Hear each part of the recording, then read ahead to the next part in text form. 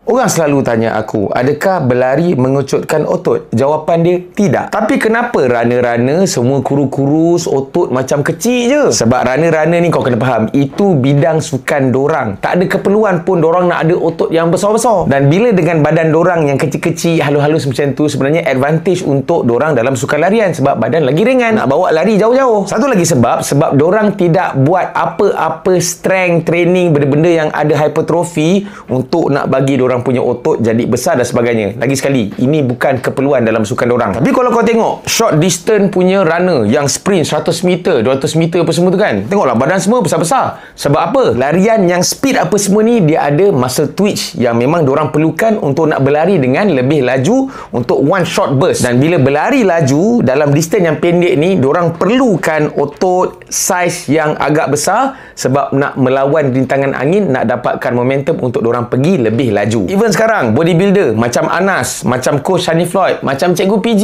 pun dah start berlari, masukkan running dalam rutin training dorang. Masa tak kecut pun